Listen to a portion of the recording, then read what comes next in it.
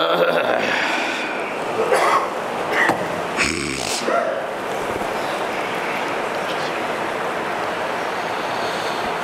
الحمد لله نحمده ونستعينه ونستغفره ونعوذ بالله من شرور أنفسنا ومن سيئات أعمالنا من يهده الله فلا مضل له ومن يضلل فلا هادي له وأشهد أن لا إله إلا الله وحده لا شريك له وأشهد أن محمدًا عبده ورسوله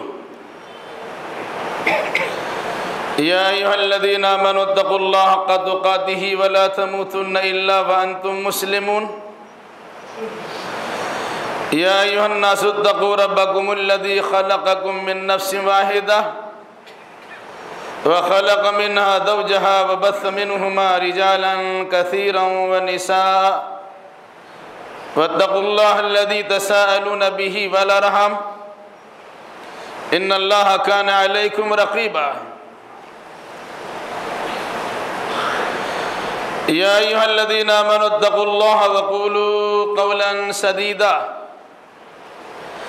يصلح لكم أعمالكم ويغفر لكم ذنوبكم ومن يطع الله ورسوله فقد فاز فوزا عظيما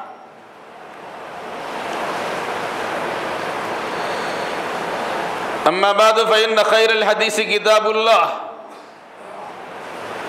وخير الهدي هدي محمد صلى الله عليه وسلم وشر الأمور محدثاتها وكل محدثة بدعة وكل بدعة ضلالة وكل ضلالة في النار أعوذ بالله السميع العليم من الشيطان الرجيم بسم الله الرحمن الرحيم قل يا أيها الكافرون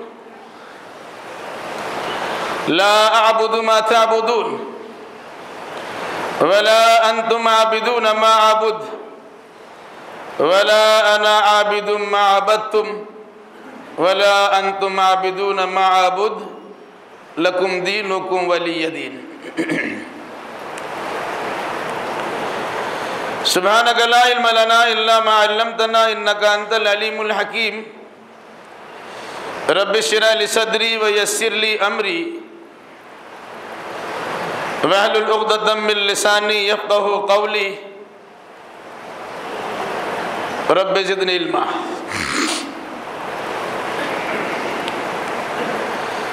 ہر طرح کی تعریف لائق و سزاوار ہے ہر چیز کے خالق و مالک اللہ رب ذوالجلال والاکرام کے لیے جس کے ہاتھ میں ہدایت و ضلالت ہے اور درود و سلام نازل ہو جملہ انبیاء کرام علیہم السلام پر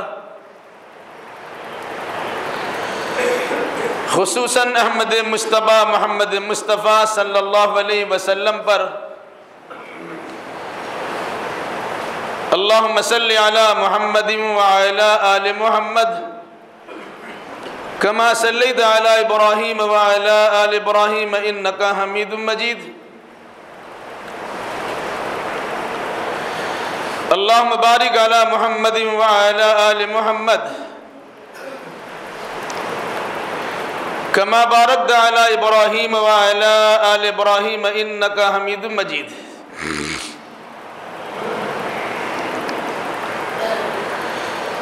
بزرگوں نوجوان ساتھیوں پردہ نشی ماں اور بہنوں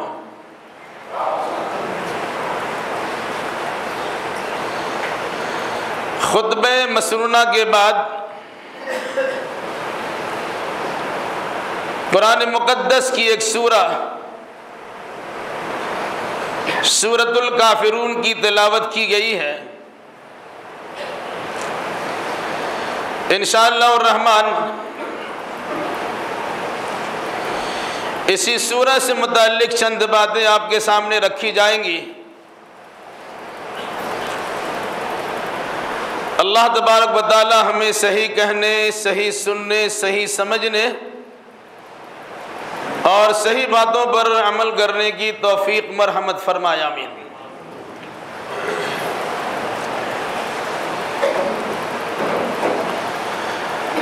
گزشتہ کئی ہفتوں سے سیرت النبی کے بعض گوشوں کو خطبہ جمعہ میں اجاگر کیا گیا تھا،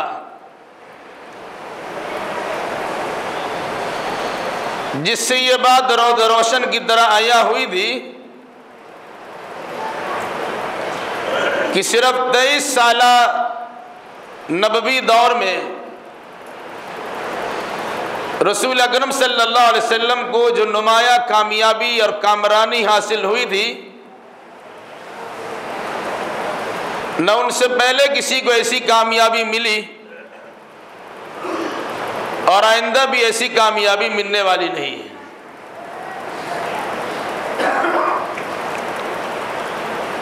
آخر اس کامیابی کے پیچھے کون سا راز کار فرما تھا؟ 63 سالہ زندگی یا 23 سالہ نبوی زندگی آپ نے کس طرح گزارے جس کی وجہ سے یہ کامیابی آپ کو میسر ہوئی؟ آج کی اس خطبے میں اسی کی جانب آپ کے توجہات کو مبذول کرنا مناسب سمجھتا ہوں۔ باتیں ہو سکتی کچھ کڑی ہو جائے، کڑوی ہو جائے، لیکن اسلام دو رخا بن کا نام نہیں ہے۔ درنگی چھوڑ دے ایک رنگ ہو جا،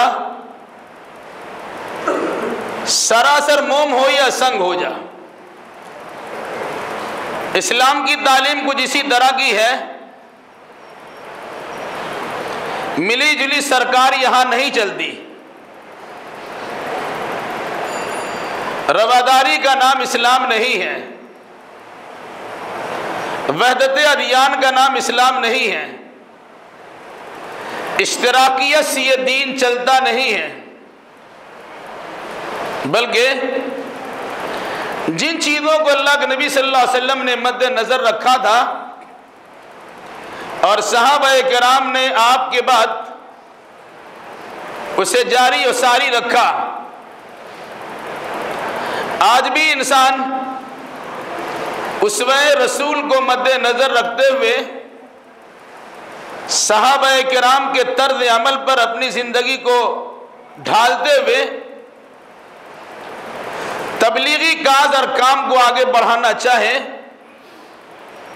تو آج بھی اللہ کے فضل و کرم سے کامیابی اور کامرانی مل سکتی ہے۔ یہ الگ سی بات ہے کہ زمانہ رسالت اور زمانہ صحابہ کی طرح کامیابی میسر نہ ہو، لیکن کامیابی ضرور ملے گی۔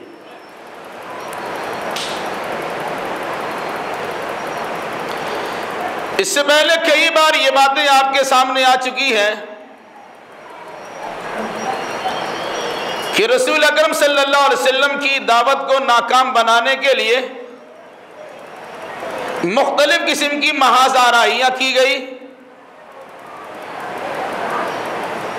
مختلف قسم کے حربے استعمال کیے گئے، بہت سارے طریقوں کو بروئے کار لایا گیا کہ کس طریقے سے آپ کی دعوت کو ناکام کر دیا جائے اور آپ کی پرتاثیر گفتگو سے لوگوں کو دور رکھا جائے۔ اس قسم کی باتیں کئی بار آپ کے سامنے آ چکی ہیں۔ اختصار کے ساتھ یہ باتیں یاد رکھیے، جب کسی انسان سے کسی انسان کو متنفر کرنے کا ارادہ ہو تو سب سے پہلے اس کی شخصیات پر کیچڑ اچھالی جاتی ہے، لوگ اس کا نام سن کر کنارہ کشی اختیار کرنا شروع کر دیتے ہیں۔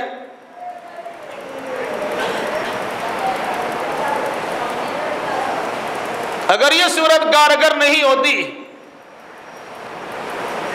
تو ایسے انسان کی گفتگو پر، ان کی تقریر و خطابت پر، ان کے فرامین اور فتاوے پر انگشت نمائی ہوتی ہے اور کسی طریقے سے غلط ثابت کرنے کی کوشش کی جاتی ہے۔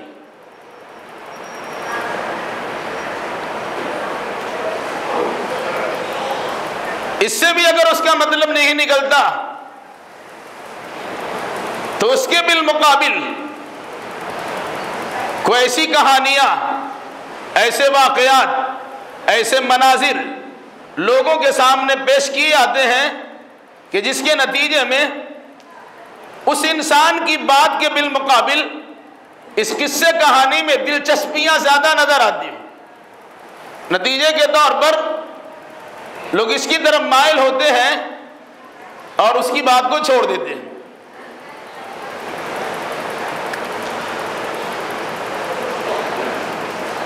اگر یہ طریقہ بھی کارگر نہیں ہوتا پھر اس کے بعد انسان کو لالچ دیا جاتا،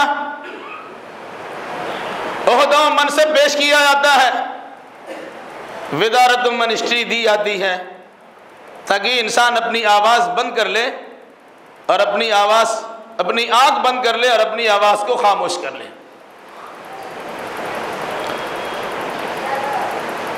اور اگر یہ طریقہ بھی کارگر نہیں ہوتا تو پھر گیو اینڈ ٹیک کا اصول اپنایا جاتا ہے، کچھ لو اور کچھ دو کے اصول پر عمل کیا جاتا ہے۔ اور اگر یہ طریقہ بھی کارگر نہیں ہوتا تو آخر میں مار دھاڑ کی نوبت لائی جاتی، ڈرا دھمکا کر ان کی بات کو، ان کی زبان کو خاموش کرنے کی کوشش کی جاتی، اور پھر ایسی مخالفت ہوتی ہے یا تو آپ اپنی زبان بند کیجئے یا علاقہ چھوڑ کے نکل جائیے۔ یہ سارے طریقے رسول اکرم صلی اللہ علیہ وسلم کے ساتھ بھی اپنائے گئے۔ ایسے موقع پر آپ نے کون سا طریقہ اپنایا اور کس طرح کا عزم و ہمت کا ثبوت فراہم کیا کہ جس کے نتیجے میں یہ کامیابی اور کامرانی میسر ہوئی؟ آج بھی ہم مسلمانوں کی ذمہ داری ہے ان چیزوں پر خصوصی توجہ دی جائے۔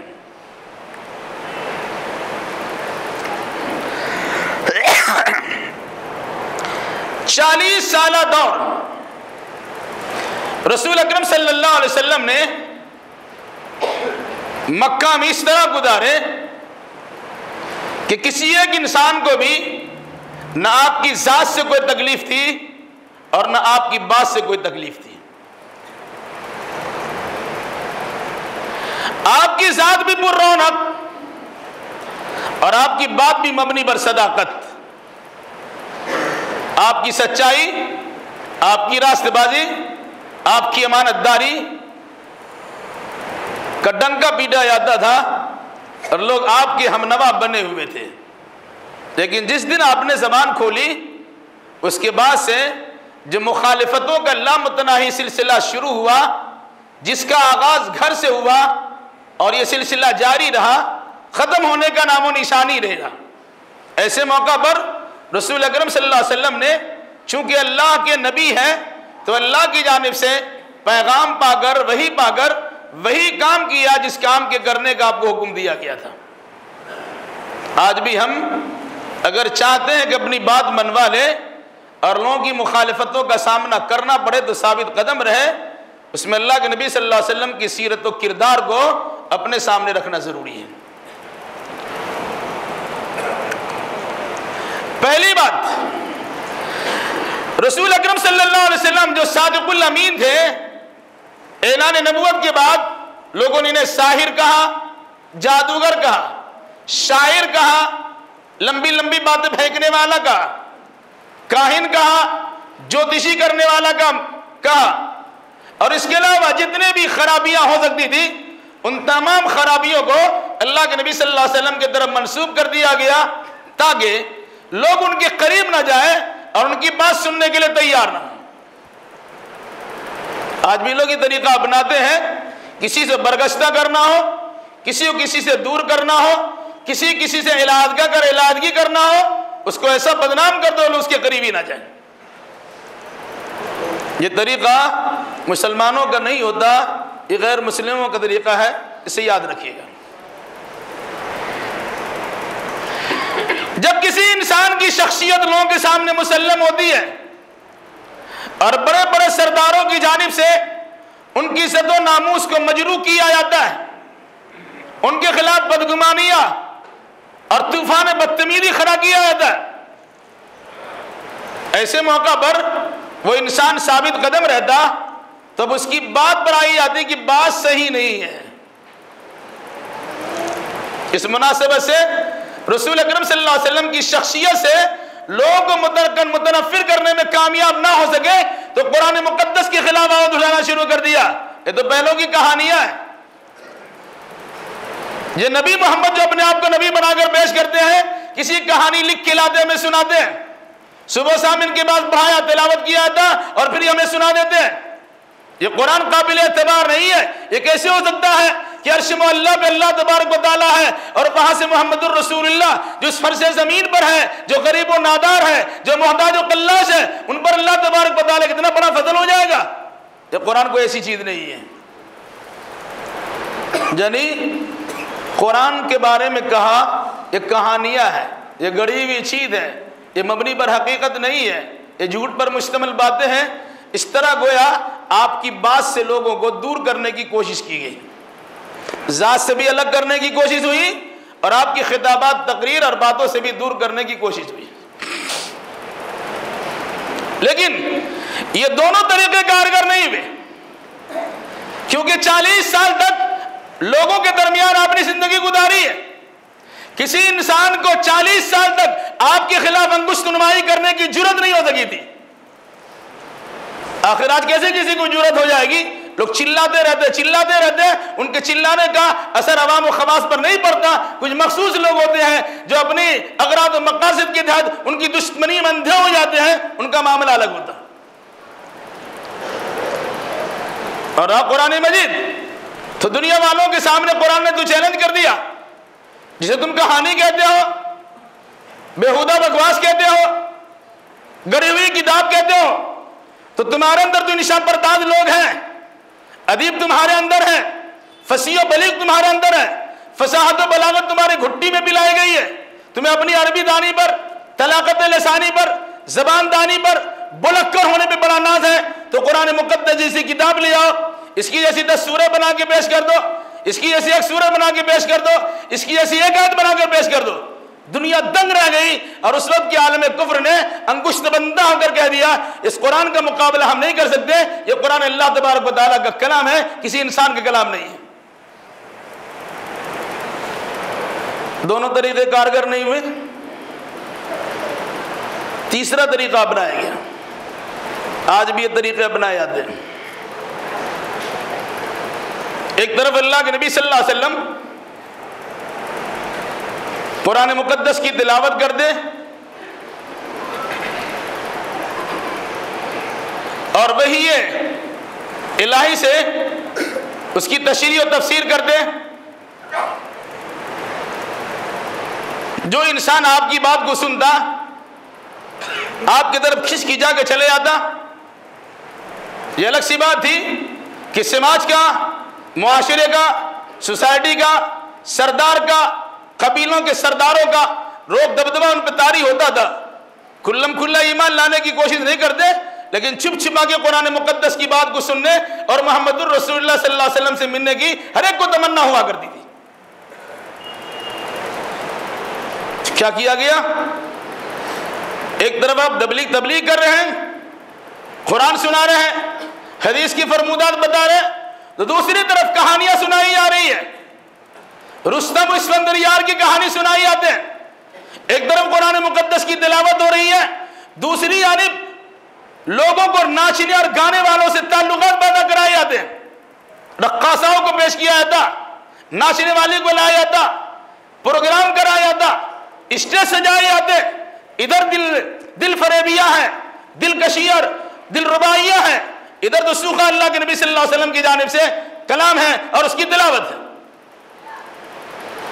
عام طور سے بیمار طبیعت کے لوگوں کی چاہت یہ ہوتی ہے اس کو تو بعد میں سن لیا جائے گا، یہ وقتی طور سے بہترین نمونہ ہمارے سامنے ہے اور یہ محفل سجی ہوئی ہے، اس سے ذرا سے لطف اندوز ہو جائے گا۔ طریقہ اپنایا گیا قرآن کی تلاوت، ذرا آپ کرتے تھے ادھر کی جہاں اس کے بالمقابل ناچنے والیوں کو نچایا جاتا اور گانے والوں سے گوایا جاتا. کیوں؟ تاکہ آپ کی بات نہ سنی جائے، ادھر کی بات سنی جائے. آج بھی دیکھ لیجئے آپ، مختلف قسم کے پروگرام ہیں. آپ گھر میں ٹی وی ضرور لگا ہوا ہے، قرآن کی تلاوت سننے کی توفیق نہیں ملتی ہے، لیکن سیریل چلنے کا معمول بنا ہوا ہے. اور ایسے افراد بھی موجود ہیں جو اسلامیات کے نام پہ سیرت چلاتے ہیں لیکن اسلام کا جنازہ نکال کے رکھتے ہیں. اور آدمی کیا ہے؟ وہ تو اسلامی باتیں سن رہے ہیں. اپنے ہو یا بیگانے، قرآن سے برگشتہ کرنے کی ناپاک کوششیں اس طرح بھی کرتے ہیں اور کوشش ہو رہی ہے. یہ تیسرا طریقہ بھی اپنایا گیا. اب چوتھا طریقہ آیا. اسی چوتھے طریقے کو سورۃ الکافرون میں اللہ تبارک و تعالیٰ نے بڑے زبردست انداز میں بیان کیا ہے. آج بھی اگر کوئی انسان اسے بروئے کار لاتا ہے اور اس کے مطابق عملی زندگی کا نمونہ پیش کرتا ہے، یقیناً اسلام اور کفر کے درمیان تمیز پیدا ہوگی. جو صحیح ہے اس کی صحت کا اعلان ہوگا، جو باطل ہے اس کے بطلان کا اظہار ہو جائے گا.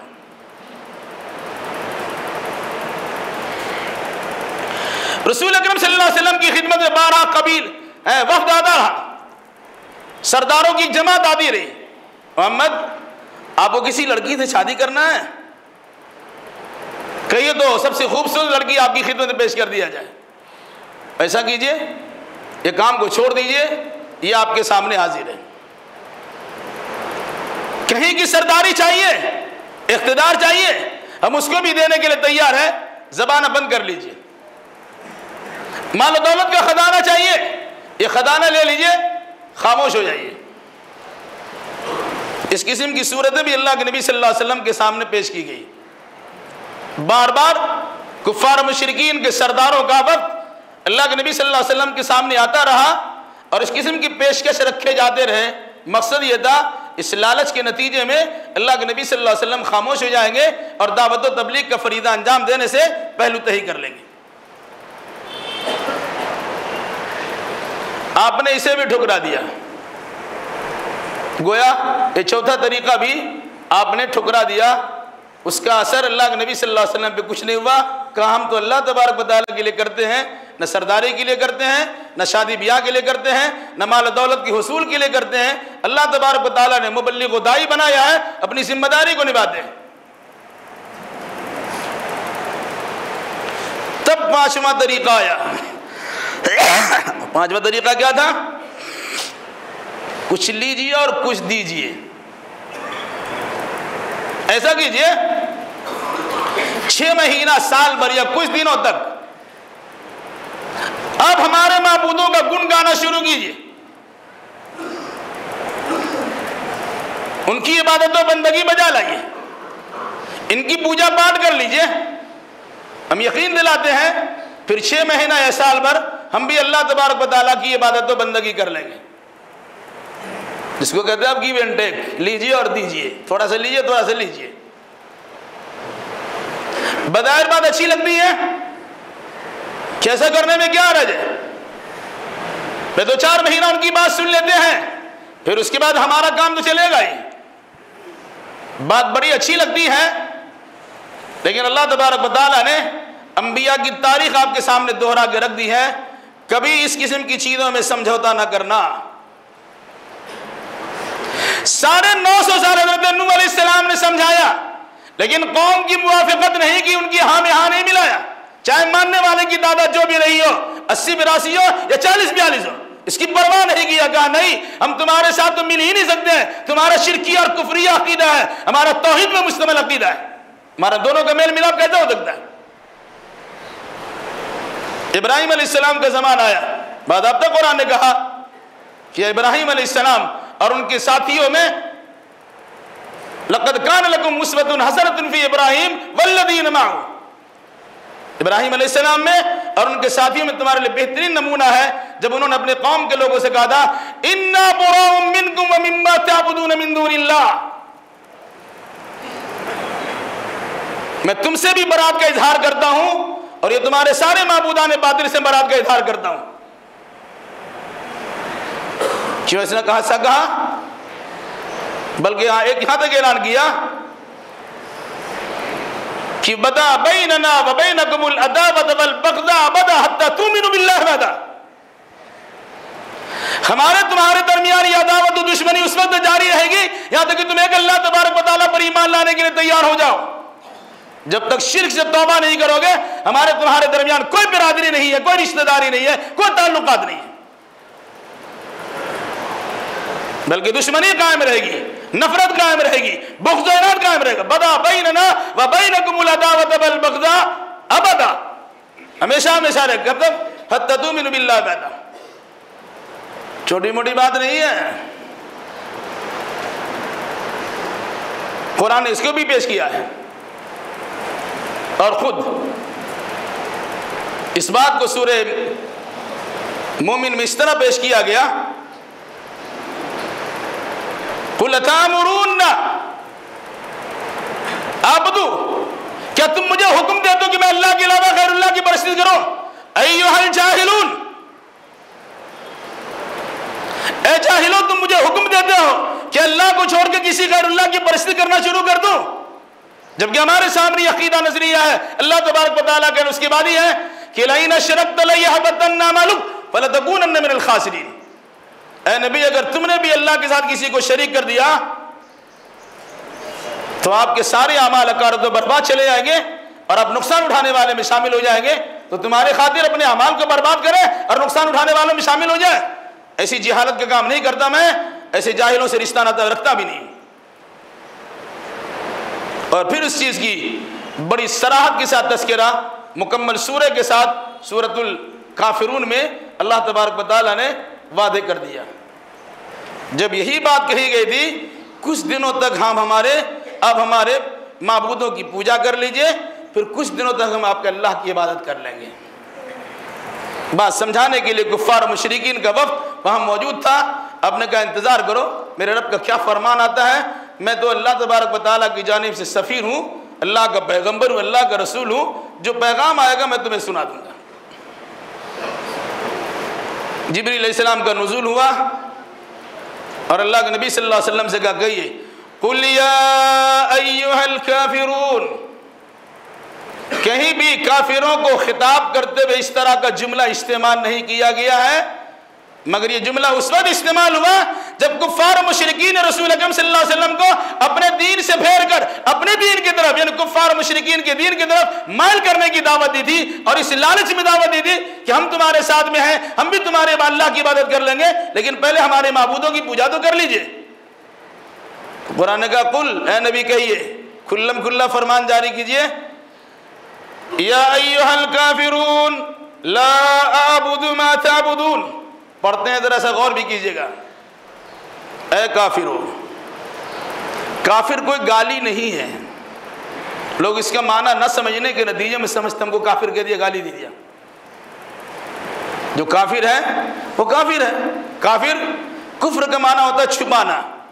قرآن میں کسان کو جو کھیتی باڑی کرتا ہے اسے بھی کافر اور کفار کا، کیونکہ وہ دانہ کو زمین میں چھپا دیتے ہیں۔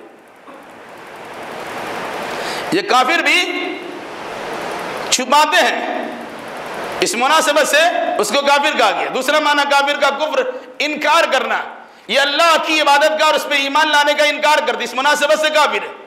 جو انکار کرتا ہے اس کی تو صفت ہے، انکار نہ کرے کافر نہیں رہے گا، انکار کیا تو کافر ہو گیا۔ تو کہا ہے کافر ہو جنہوں نے بھی انکار کیا اللہ کی عبادت و بندگی کا۔ سنو، لا اعبد ما تعبدون، دو معنی ہیں، میں عبادت نہیں کرتا ہوں اور میں عبادت نہیں کروں گا اس کی جس کی تم عبادت کرتے ہو۔ لا اعبد ما تعبدون، میں عبادت نہیں کرتا ہوں اور نہ کروں گا اس کی جس کی تم عبادت کرتے ہو۔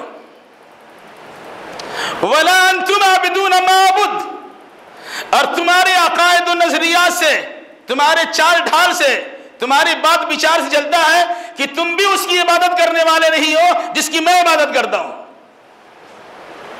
پھر فرمایا وَلَا أَنَا عَابِدٌ مَا عَبَدتُّمْ، اور میں سن لو قطعی بات کہتا ہوں، میں آئندہ کبھی بھی اس کی عبادت کرنے والا نہیں ہوں جس کی تم نے عبادت کی ہے، وَلَا أَنْتُمْ عَابِدُونَ مَا أَعْبُدُ، اور تم بھی اس کی عبادت کرنے والے نہیں ہو جس کی میں عبادت کرتا ہوں۔ اور فرمایا کلی طور سے لَكُمْ دِينُكُمْ وَلِيَّ دِينِ، تمہارا دین تمہارے ساتھ، میرا دین میرے ساتھ۔ ہم پڑھتے ہیں لگتا معمولی سی بات ہے، کتنی بڑی بات ہے۔ کفر کے سارے سرغناؤں سے، چھوٹے بڑے تمام انسانوں سے بیزاری کا اعلان ہے۔ کوئی رشتہ ناتا ہمارا آپ سے نہیں ہے، کوئی تعلقات ہمارے آپ کے نہیں ہیں۔ اب بتوں کی پجاری ہیں، میں اللہ کی عبادت کرنے والا ہوں۔ اب غیر اللہ کے سامنے سر پٹکنے والے ہیں، میں اللہ کے سامنے سجدہ کرنے والا ہوں۔ اب غیر اللہ کو سب کچھ مشکل کشا اور حاجت روا سمجھنے والے ہو، ہم اللہ تبارک و تعالیٰ کے علاوہ کسی کو جانتے ہی نہیں ہے، ہمارا آپ کا طالب علم کیسے ہو سکتا ہے؟ کہہ دیا کیا؟ لَكُمْ دِينُكُمْ وَلِيَّ دِينِ، تمہارے لیے تمہارا دین، میرے لیے میرا۔ کہتے نا تم کو تمہارا دین مبارک ہو، مجھے میرا دین مبارک ہو۔ اس حالت کی سنگینی کو سمجھیے اور اس بات کی اہمیت کو جانیے۔ آپ نے کس وقت یہ بات کہی تھی؟ جب سب لوگ مخالف تھے۔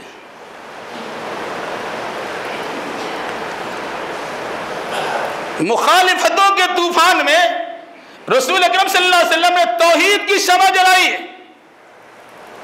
ان چراغوں کو تو جلنا ہے ہوا جیسی ہو، چھوٹے مخالف ہو بڑے مخالف ہو، اپنے مخالفوں کے بیگانے مخالف ہو، کسی کی مخالفت کی پرواہ نہیں ہے، اور ہمیں اس کا ڈر اور خوف بھی نہیں ہے کہ اس کا انجام کیا ہوگا۔ ہم اللہ تبارک و تعالیٰ کا فرشتادہ ہے، اللہ تبارک و تعالیٰ کا بھیجا ہوا رسول ہے، ہماری ذمہ داری تھی پیغام کی بدعت کرنے کی، ہم نے کر دی۔ اس کا نتیجہ کیا ہوگا، اس کا انجام کیا ہوگا، وہ اللہ تبارک و تعالیٰ کے اختیار میں ہے۔ پھر کیا تھا؟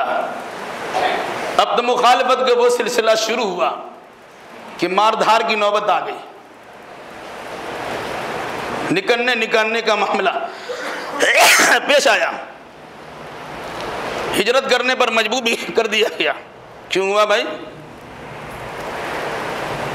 کفار و مشرکین نے دیکھا اب تو یہاں ہماری دال گلنے والی نہیں ہے، اور لوگ آہستہ آہستہ ان کی جماعت میں شامل ہو ہی رہے ہیں، کھلم کھلا نہیں ہو رہے ہیں، لیکن لوگوں کی ذہنیت میں تبدیلی آ رہی ہے، مزاج میں نرمی پیدا ہو رہی ہے۔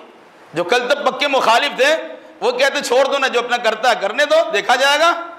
اس طرح آہستہ آہستہ اگر یہ صورتحال جاری رہی تو نتیجے کے طور پر سب لوگ انہی کے ہم نوا ہو جائیں گے۔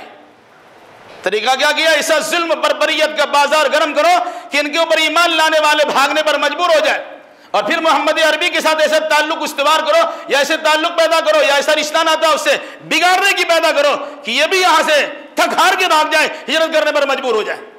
وہی ہوا۔ کبھی آپ نے غور کیا اس سورہ پہ؟ 1.5 ارب کے قریب مسلمان ہیں پوری دنیا میں، 1.5 ارب کے قریب مسلمان ہیں، ہاں 150 مسلمان نہیں تھے۔ تو اللہ کے نبی صلی اللہ علیہ وسلم نے عوام و خواص کے سامنے یہ اعلان کیا تھا، اتنی بڑی تعداد میں ہونے کے باوجود ہم رکھ رکھاؤ اور رواداری کی وہ صورت پیدا کرتے ہیں۔ ہم تمہاری دیوالی کی مٹھائیاں کھاتے ہیں، تو ہماری عید کی سوئیاں کھا لو۔ اتنا کمزور آپ کا اسلام ہو گیا ہے۔ ان کے پوجا کی پنڈالوں میں آپ شرکت کر لیں، وہ آپ کی عیدگاہ میں چلے آئے، ان کے مرنے اور مرنے کی صورت میں ان کے قبرستان اور جنازہ کے دفن کرنے کی جگہ پر جنازہ دفن کرنے کی جگہ پہ جلانے کی چلے جاؤ، وہ بھی ہمارے قبرستان میں آ جائے۔ اسلام اس قسم کے چوچو کا مربع کا نام نہیں ہے۔ وہاں سختی برتی گئی تھی، رشتہ ناتا توڑا گیا تھا، تعلقات خراب کیے گئے تھے، توحید الگ ہے، شرک الگ ہے، اس کا نظارہ پیش کیا گیا تھا، اور مسلمانوں نے مرنے اور کٹنے کا عزم و ارادہ کر لیا تھا کہ اس کی جتنی بھی مخالفت کی جائے ہم اس کی پرواہ نہیں کرتے ہیں۔ تب کم مدت میں اتنی بڑی کامیابی حاصل ہوئی تھی۔ تو مسلمانوں کے نام پر ایسے وحدت ادیان، سارا دین تو ایک ہی ہے، سب تو اللہ تبارک و تعالیٰ کا بندہ ہی ہے، سب کو اللہ ہی نے پیدا کیا ہے، سب کی روٹی کی رسانی کا معاملہ اللہ ہی کے ہے، سب کو مل جل کے رہنا چاہیے۔ اچھی بات ہے، مل جل کے رہیے، لیکن جہاں عقیدہ اور نظریے کی بات آئے وہاں کوئی ملنے جلنے کی بات نہیں ہونی چاہیے۔ اور یہ کام اللہ کے نبی صلی اللہ علیہ وسلم نے کیا ہے۔ ایک طرف رسول اکرم صلی اللہ علیہ وسلم رحمت للعالمین ہے تو دوسری جانب میدان جہاد بھی نظر آتے. کیسی رحمت ہے؟ مطلب کیا ہوگا کہ اگر رحمت للعالمین کا سہارا بنا کر یہ پیش کیا جائے کہ ایسی رحمت للعالمین ہے کہ سب کے سامنے سب جیسی باتیں کر لی, آپ بھی خوش رہیے اور آپ بھی خوش رہیے, اس کا نام رحمت للعالمین نہیں ہے. اللہ کی رحمت کا تقاضا یہ ہے کہ جو باطل عقائد و نظریات کو ہے اس کا خاتمہ ہونا چاہیے. ڈاکٹر آپ کا صحیح وہی ہوتا ہے کہ اگر آپ کے جسم میں کہیں پر کینسر ہو گیا, کاٹے بغیر چارہ کار نہیں ہے, یعنی جسم کا حصہ کیسے کاٹا جائے گا, وہ پورا بدن میں ناسور ہو جاتا اور آپ کا جسم خراب ہوتا. صحیح ڈاکٹر آپ کا وہی ہوگا, کاٹ کے الگ کر دو, اس کی جڑ ختم کر دو, تبھی معاملہ صحیح رہے گا. اس مناسبت سے جب آپ نے اعلان کیا قل یا ایھا الکافرون, اپنے پاس آپ رہیے, ہم زور زبردستی تو کرتے نہیں ہے. قرآن نے اعلان باضابطہ کیا, کیا اعلان کیا؟ لا اکراہ فی الدین, دین میں کوئی زبردستی نہیں ہے. ہم زبردستی آپ کو مسلمان بنانے نہیں چلے, تو آپ بھی زبردستی ہم کو اسلام سے پھیرنے والے نہیں ہیں. ہمارے پاس اللہ تبارک و تعالیٰ کا پیغام آیا, میں اللہ کے پیغام کو آپ کو سناتا ہوں, اچھا لگے تو مان لیجئے, اچھا نہ لگے ہم کو چھوڑ دیجئے. ہمارے راستے میں رکاوٹ مت بنیے, اور رکاوٹ بنیں گے ہمارے حالات پیدا ہوں گے, پھر اس کے مقابلہ ہم بھی کریں گے. اور وہی کیا مکی دور میں, خاموش رہے. مدینہ پہنچنے کے بعد جو سلسلہ شروع ہوا وہ آپ کے سامنے ہے. مطلب کیا ہے؟ غلط اور صحیح میں تمیز کیجئے, شرک اور توحید میں فرق کیجئے, ایمان اور کفر میں امتیاز پیدا کیجئے, سب کو لے دے کے چلنے والے مت کیجئے. ایسے ہمارے رہنما بھی ہیں, ہمارے لیڈر بھی ہیں, دینی ذمہ داران بھی ہے. یا تو ودارت کے چکر میں, یا عہدہ منصب کے نتیجے میں, کرسیاں ملنے کی صورت میں, کچھ مال مل جانے کی صورت میں زبانیں خاموش کرتے ہیں, انہیں کا حامی حامی لانا شروع کرتے ہیں, انہیں گن گانا شروع کرتے ہیں. یاد رکھیے گا, گن صرف اللہ تبارک و تعالیٰ گایا جائے گا, اس کے علاوہ کسی کے سامنے اپنے عقیدہ اور نظریہ کو پامال کر کے ان کی باتیں نہیں مانی جائے گی, بلکہ کتاب اللہ اور سنت رسول اللہ کا عقیدہ ان کے سامنے بیان کیا جائے گا. بھائی آپ اچھے تعلقات ہم سے رکھیے, اچھی بات ہے, لیکن اگر کہیے گا میں یہ بھی کھا لیجیے اور وہ بھی کھا لیجیے, ایسا بھی کر لیے ویسا کر لیے, اس حد تک ہم آپ کے ساتھ دینے کے لیے تیار نہیں. جب ایسی کیفیت پیدا ہوئی ہے تب دین کو فروغ ملا ہے. اور آدمی یہ سوچ لے کہ ہم کفر نہیں کریں گے, کفر کا ساتھ نہیں دیں گے, یہ تو بہت لمبی بڑی بات ہے. ذرا سا اور آئیے گا نیچے کی طرف. اس سورہ نے ہمیں پیغام دیا ہے, جس چیز کو کتاب و سنت کی روشنی میں غلط کہا جائے, آپ اس غلط کو غلط ہی کہیے, چاہے آپ کے مسجد کے صدر صاحب اور سیکرٹری صاحب اور خادم صاحب اور متولی صاحب دیگر اراکین کی خلافی کیوں نہ جائے. جو غلط ہے وہ غلط ہے. اس ڈر سے کہ ہماری نوکری چلی جائے گی, ہمارا ممبر چھن جائے گا, مسجد سے نکال دیا جائے گا, وہ ایمان کے منافی چیز ہے. اور بے غیرت ہے وہ انسان جو اپنے اماموں کو اور اپنے خطیبوں کو اور اپنے مدرسوں کو اور اپنے معلمین کو اور اپنے ذمہ داروں کو اور دین کے سربراہوں کو اس قسم کی چیزوں میں الجھا کر اپنا دست نگر بنانا چاہتے ہیں. وہ بھی ہوشیار اور خبردار رہے کہ جب اللہ تبارک و تعالیٰ کی پکڑ آئے گی بچ نہیں سکیں گے آپ. کہ عالم دین اور ائمہ مجتہدین کی باتوں پر آپ کا تبصرہ نہیں ہونا چاہیے, بلکہ اگر ان کی صحیح بات ہے ان کا سپورٹ اور تائید ہونی چاہیے. رسم و رواج کے خلاف بول دیجئے, ادھر منہ پھلاتا ہے. کوئی سود کے چکر میں جکڑا ہوا ہے, سود کے خلاف بول دیجئے, ادھر دندناتا پھرتا ہے. کوئی انسان اپنی بچیوں کو عیاشیوں میں ڈال دیا ہے, ان کے بچیوں کو ہلکا تذکرہ کر دیا بغیر نام لیے بغیر, اس نے ہم ہی کو کہہ دیا ہے. کسی کا بیٹا بے عربی کا شکار ہو گیا, اس کے خلاف زبان کھول دیجئے, اب اس کے آپ کے مخالف ہو جائیں گے. کسی کاروبار سے متعلق بات کر لیجئے, ان کے پیسے سود پہ چلتے, تذکرہ کر دیجئے, وہ آپ کے مخالف ہو جائے گا. پرواہ نہیں کیجئے کسی کی مخالفت کی. اگر آپ اللہ کے لیے دین کی تبلیغ کرتے ہیں پرواہ کرنے کی ضرورت نہیں ہے, اور اگر پرواہ ہی کرنا ہے پھر دین چھوڑ دیجئے, جو کرنا ہو کرتے رہیے. کوئی پکڑ نہیں, کوئی سردنش نہیں ہے, ادھر کی بھی نہ رہے ادھر کی نہ رہے. تو لا الہ الا ولا الہ الا, اسلام میں ایسا کوئی نظریہ طریقہ نہیں ہے. شادی بیاہ کے مسائل کو دیکھ لیجئے, نہیں شریک ہوئیے تو فلاں صاحب نہیں آئے. کیوں نہیں آئے؟ کبھی اس کی وجہ پوچھی؟ نہیں آئے. اس عمل کو چھوڑنے کی کوشش آپ نے کی؟ ایک معاملہ نہیں ہے, تن ہما داغ داغ شد پمبا کجا کجا نے ہم سارا جسم چھلنی ہو چکا ہے، پھاہا کہاں رکھا جائے گا؟ یہ ملت کا حال اس طرح پورا بگڑا ہوا ہے، کہاں کہاں اس کی اصلاح کی جائے گی؟ اس مناسبت سے ہم میں سے ہر ایک کی ذمہ داری بنتی ہے ان چیزوں کو سمجھا جائے اور قرآن و حدیث کی روشنی میں اس کی حقیقت کو جانی جائے، اور جو غلط ہے اسے چھوڑا جائے، جو صحیح ہے اسے بروئے کار لایا جائے، اس پر عمل کیا جائے اور اس کو پھیلایا جائے اور غلط چیزوں کی تردید کے لیے اٹھ کھڑا ہوا جائے۔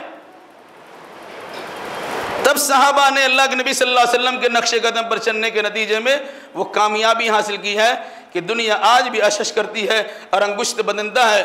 یہ کیسی جماعت ہے کہ چھوٹی سی جماعت اتنی بڑی کامیابی کیسے حاصل کر لی؟ حق کو حق سمجھا اور باطل کو باطل سمجھا، کبھی حق اور باطل میں آمیزش اور ملاوٹ نہیں کی، تب یہ صورتحال پیدا ہوئی ہے۔ آج ہمارے یہاں کیا ہے؟ سب کچھ صحیح ہے، تم بھی صحیح ہم بھی صحیح، تم بھی صحیح ہم بھی صحیح، تم کو ہم غلط نہیں کہے تو ہم کو غلط مت کرو۔ کون کسی کو غلط کرنے کو بولتا ہے؟ صحیح باتیں بیان کر دیجئے، اگر غلطی کی چوٹ کسی پر لگتی ہے وہ سمجھیں گے، لیکن آپ کے بیان کرنے کا انداز صحیح ہونا چاہیے، رسول اکرم صلی اللہ علیہ وسلم جیسی شیریں کلامی چاہیے، حسن اخلاق چاہیے، بیان کرنے کا طریقہ کار چاہیے، صحیح باتیں بیان کر دیجئے، آپ کا کام ختم ہو جاتا ہے۔ یہ سورہ الکافرون نے ہمیں تعلیم دی، لکم دینکم ولی دین۔ نہیں مانتے ہیں، اپنے گھر میں 2 روٹی کھا کے خوش رہیے، ہم کو نون روٹی کھا کے ہی خوش رہنے دیجیے۔ آپ کا دین آپ کے ساتھ، میرا دین میرے ساتھ، میں اپنے عمل کی ذمہ دار ہوں، اپنے عمل کی ذمہ دار ہیں، آپ کے بارے میں ہم سے پوچھا نہیں جائے گا، ہمارے بارے میں آپ سے نہیں پوچھا جائے گا۔